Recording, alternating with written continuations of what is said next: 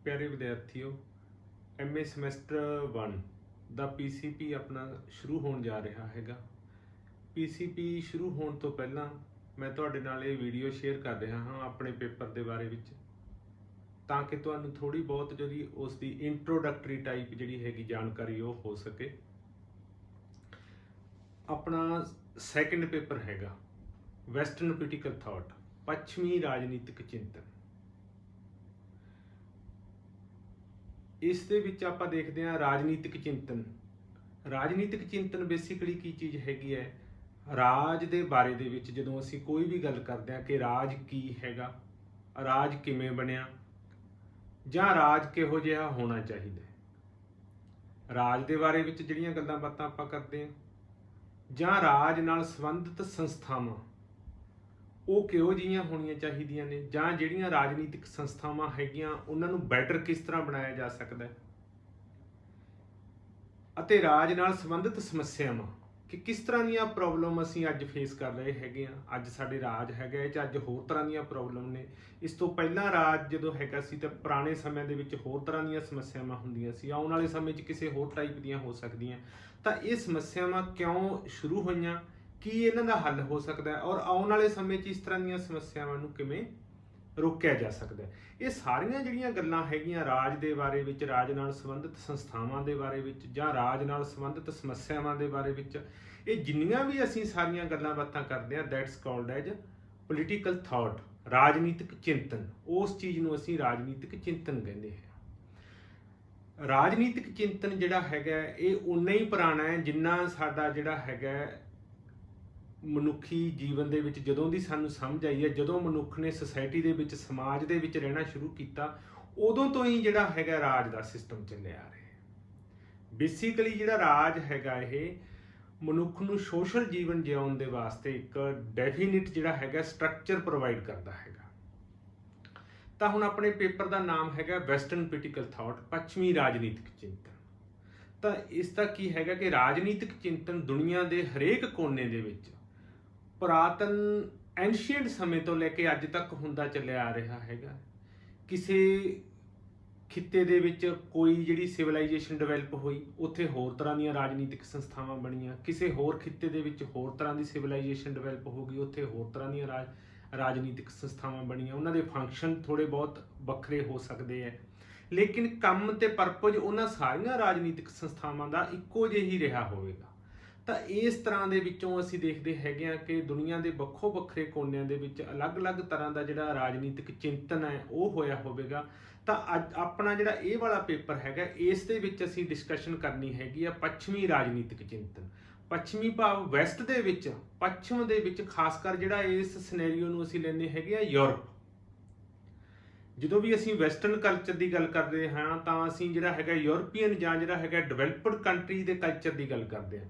ਤਾਂ ਇੱਥੇ ਆਪਣਾ ਪੱਛਮੀ ਰਾਜਨੀਤਿਕ ਚਿੰਤਨ ਤੋਂ ਭਾਵ ਹੈਗਾ ਯੂਰਪ ਦੇ ਵਿੱਚ ਜਿਹੜਾ ਹੈਗਾ ਕਿਸ ਤਰ੍ਹਾਂ ਦਾ ਰਾਜਨੀਤਿਕ ਚਿੰਤਨ ਡਿਵੈਲਪ ਹੋਇਆ, ਕਿਵੇਂ ਉਹਦੀ ਸ਼ੁਰੂਆਤ ਹੋਈ, ਕਿਸ ਤਰ੍ਹਾਂ ਦਾ ਉਹਦੇ ਵਿੱਚ ਸਿਸਟਮ ਚੱਲਿਆ, ਤੇ ਹੁਣ ਅੱਜ ਉੱਥੇ ਜਿਹੜਾ ਹੈਗਾ ਕਿਸ ਤਰ੍ਹਾਂ ਦਾ ਸਿਸਟਮ ਹੈਗਾ, ਪੋਲੀਟੀਕਲ ਸਿਸਟਮ।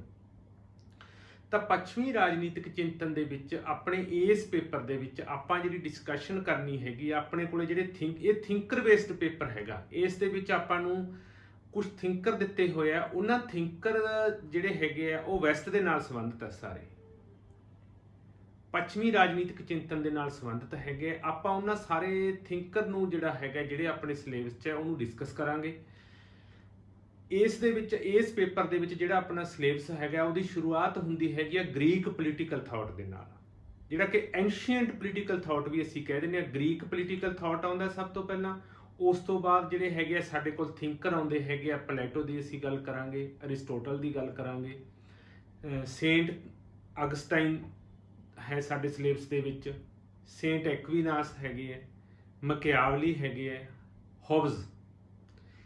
ਤਾਂ ਇਹ ਸਾਡਾ ਜਿਹੜਾ ਵੈਸਟਰਨ ਪੋਲੀਟੀਕਲ ਥਾਟ ਦਾ ਪੇਪਰ ਹੈਗਾ, ਇਸ ਦੇ ਵਿੱਚ ਐਂਸ਼ੀਐਂਟ ਪੋਲੀਟੀਕਲ ਥਾਟ ਤੋਂ ਲੈ ਕੇ, ਭਾਵ ਗ੍ਰੀਕ ਪੋਲੀਟੀਕਲ ਥਾਟ ਤੋਂ ਲੈ ਕੇ ਮਾਡਰਨ ਪੋਲੀਟੀਕਲ ਥਾਟ ਤੱਕ ਦਾ ਜਿਹੜਾ ਹੈਗਾ ਅਸੀਂ ਟਾਈਮ ਪੀਰੀਅਡ, ਉਸ ਤੱਕ ਦਾ ਜਿਹੜਾ ਹੈਗਾ ਥਾਟ ਅਸੀਂ ਡਿਸਕਸ ਕਰਾਂਗੇ। ਇਹਦੇ ਵਿੱਚ ਤਿੰਨ ਚੀਜ਼ਾਂ ਸਾਡੇ ਕੋਲੇ ਆ ਜਾਣਗੀਆਂ। ਗ੍ਰੀਕ ਪੋਲੀਟੀਕਲ ਥਾਟ, ਪਲੇਟੋ, ਅਰਿਸਟੋਟਲ ਦੀ ਅਸੀਂ ਗੱਲ ਕਰਦੇ ਹਾਂ, ਉਹ ਥਿੰਕਰ ਸਾਡੇ ਕੋਲੇ ਹੈਗੇ ਐਂਸ਼ੀਐਂਟ ਪੋਲੀਟੀਕਲ ਥਾਟ ਦੇ। ਪਰੰਪਰਾਵਾਦੀ ਰਾਜਨੀਤਿਕ ਚਿੰਤਨ ਦੇ, ਜਿੱਥੋਂ ਸਾਡੇ ਰਾਜਨੀਤਿਕ ਚਿੰਤਨ ਦੀ ਇੱਕ ਸ਼ੁਰੂਆਤ ਮੰਨੀ ਜਾਂਦੀ ਹੈ।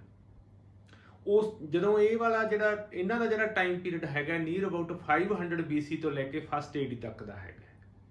ਉਸ ਤੋਂ ਬਾਅਦ ਹੈਗਾ ਫਸਟ ਏਡੀ ਤੋਂ ਲੈ ਕੇ ਅਪਰੋਕਸੀਮੇਟ 14th ਸੈਂਚੁਰੀ ਤੱਕ ਦਾ ਜਿਹੜਾ ਸਮਾਂ ਹੈਗਾ, ਇਸ ਟਾਈਮ ਪੀਰੀਅਡ ਨੂੰ ਅਸੀਂ ਮਿਡੀਵਲ ਪੋਲੀਟੀਕਲ ਥਾਟ ਕਹਿੰਦੇ ਹੈਗੇ ਆ, ਮੱਧ ਯੁੱਗ ਦਾ ਜਿਹੜਾ ਰਾਜਨੀਤਿਕ ਚਿੰਤਨ। ਉਸ ਤੋਂ ਅਗਲਾ ਜਿਹੜਾ ਹੈਗਾ 14ਵੀਂ ਸੈਂਚੁਰੀ ਤੋਂ ਜਿਹੜਾ ਉੱਪਰ ਵਾਲਾ ਸਮਾਂ ਹੈਗਾ 17ਵੀਂ 18ਵੀਂ ਜਾਂ near about approximate 20th century ਦੇ ਫਸਟ ਹਾਫ ਤੱਕ ਵੀ ਚਲਿਆ ਜਾਂਦਾ ਹੈਗਾ। ਉਸ ਟਾਈਪ ਦਾ ਜਿਹੜਾ ਥਾਟ ਹੈਗਾ ਉਸ ਨੂੰ ਅਸੀਂ ਮਾਡਰਨ ਪੋਲੀਟੀਕਲ ਥਾਟ ਕਹਿੰਦੇ ਹੈਗੇ ਆ। ਇਹ ਤਿੰਨੇ ਤਰ੍ਹਾਂ ਦੇ ਥਾਟ ਜਿਹੜੇ ਹੈਗੇ ਆ, ਥਾਟ ਦੇ ਨਾਲ ਸੰਬੰਧਿਤ ਚਿੰਤਕ ਹੈਗੇ ਆਪਣੇ ਸਿਲੇਬਸ ਦੇ ਵਿੱਚ। ਪਲੇਟੋ, ਅਰਿਸਟੋਟਲ, ਐਂਸ਼ੀਅੰਟ ਜਾਂ ਗ੍ਰੀਕ ਪੋਲੀਟੀਕਲ ਥਾਟ ਦੇ ਚਿੰਤਕ ਹੈਗੇ। ਸੇਂਟ ਅਗਸਟਾਈਨ, ਐਕਵੀਨਾਸ, ਇਹ ਸਾਡੇ ਕੋਲ ਮਿਡੀਵਲ ਥਾਟ ਦੇ ਨਾਲ ਸੰਬੰਧਿਤ ਹੈਗੇ ਆ।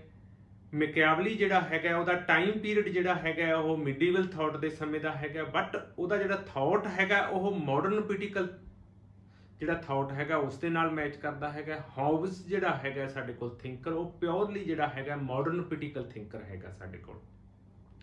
ਤਾਂ ਇਹਨਾਂ ਥਿੰਕਰ ਨੂੰ ਪੇਪਰ ਦੇ ਵਿੱਚ ਡਿਸਕਸ਼ਨ ਦੇ ਨਾਲ ਨਾਲ ਅਸੀਂ ਤਿੰਨ ਤਰ੍ਹਾਂ ਦਾ ਥਾਟ ਡਿਸਕਸ ਕਰਾਂਗੇ।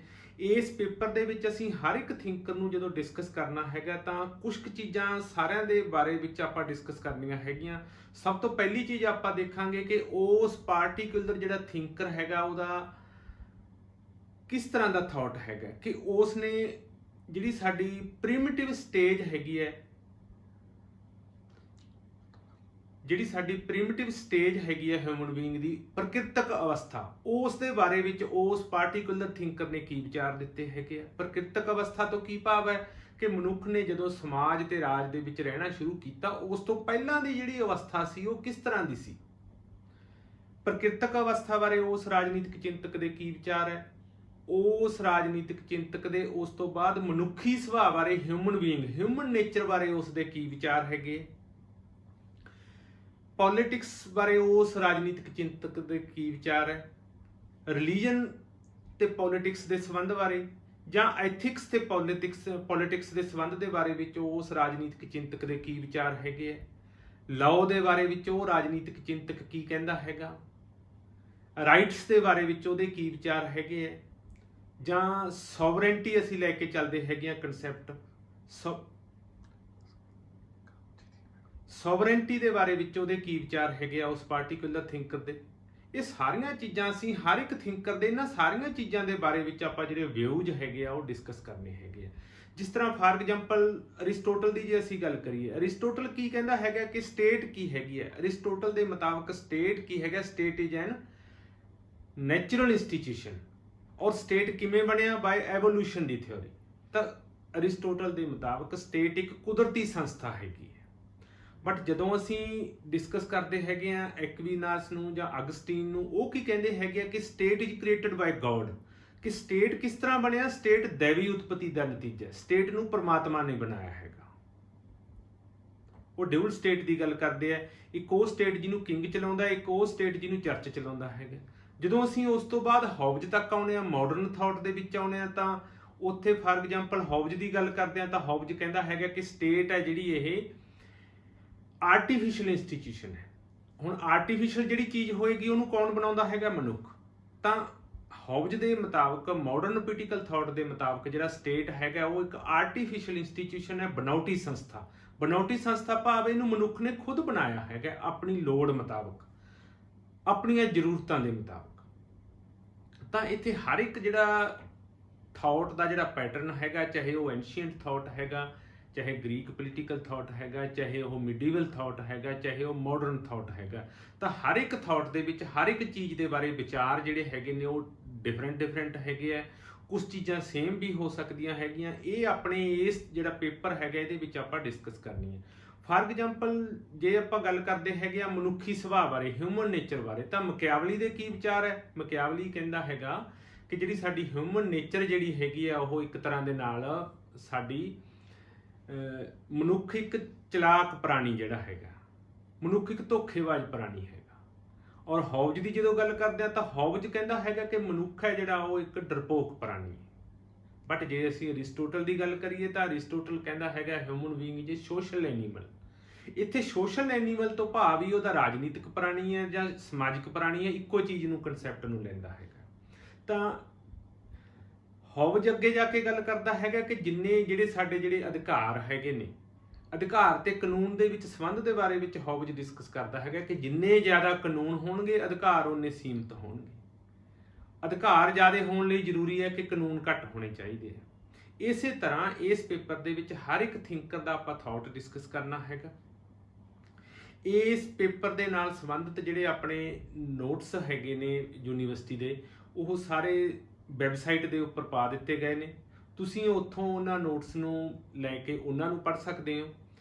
ਇਸ ਪੇਪਰ ਦੇ ਨਾਲ ਜਿਹੜੀਆਂ ਸੰਬੰਧਿਤ ਬੁੱਕਸ ਹੈਗੀਆਂ, ਮੈਂ ਉਹਨਾਂ ਦੇ ਬਾਰੇ ਵਿੱਚ ਤੁਹਾਨੂੰ ਥੋੜਾ ਜਾਣਕਾਰੀ ਦੇ ਦਿੰਦਾ ਹੈਗਾ। ਜਿਸ ਤਰ੍ਹਾਂ ਆਪਣੇ ਕੋਲ ਹੈਗੀ ਆ ਸੁਸ਼ੀਲਾ ਰਾਮਾਸਵਾਮੀ ਐਂਡ ਸੁਬ੍ਰਤੋ ਮੁਖਰਜੀ, ਉਹਨਾਂ ਦੀ ਇੱਕ ਬੁੱਕ ਹੈਗੀ ਹੈ। ਡਾਕਟਰ ਸੁਖਵੀਰ ਸਿੰਘ ਦੀ ਬੁੱਕ ਆਉਂਦੀ ਹੈਗੀ ਹੈ। ਡਾਕਟਰ ਜਗਰੂਪ ਕੌਰ ਦੀ ਬੁੱਕ ਹੈਗੀ ਹੈ।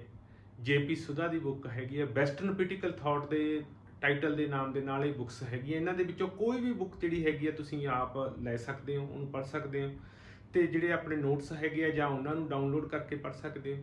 PCP ਦੇ ਵਿੱਚ ਆਉਣ ਤੋਂ ਪਹਿਲਾਂ ਤੁਸੀਂ ਇਹਨਾਂ ਦੇ ਵਿੱਚੋਂ ਕੁਛ ਨਾ ਕੁਛ ਜਿਹੜਾ ਹੈਗਾ ਪੜ੍ਹ ਕੇ ਆਉਣਾ ਹੈਗਾ। ਸਿਲੇਬਸ ਜਿਹੜਾ ਹੈਗਾ ਤੁਸੀਂ ਉਹ ਚੈੱਕ ਕਰ ਲਿਓ, ਤਾਂ ਕਿ ਤੁਹਾਨੂੰ ਕਲਾਸ ਲਾਉਣ ਤੋਂ ਪਹਿਲਾਂ ਕਿ ਸਾਡਾ ਸਿਲੇਬਸ ਕੀ ਹੈਗਾ, ਕਿਸ ਤਰ੍ਹਾਂ ਦਾ ਉਹਦੇ ਵਿੱਚ ਥਾਟ ਹੈਗਾ, ਇਹਦੇ ਬਾਰੇ ਥੋੜ੍ਹੀ ਬਹੁਤ ਤੁਹਾਨੂੰ ਜਾਣਕਾਰੀ ਹੋਣੀ ਚਾਹੀਦੀ ਹੈ। ਇਸੇ ਕਰਕੇ ਆਪਾਂ ਜਿਹੜੀ ਇਹ ਇੰਟਰੋਡਕਟਰੀ ਵੀਡੀਓ ਹੈਗੀ ਅੱਜ ਆਪਾਂ ਇਹ ਸ਼ੇਅਰ ਕੀਤੀ ਹੈ। ਉਮੀਦ ਹੈ ਇਹ ਤੁਹਾਡੇ ਦੇ ਲਈ ਲਾਹੇਵੰਦ ਸਾਬਤ ਹੋਏਗੀ। Okay, thanks.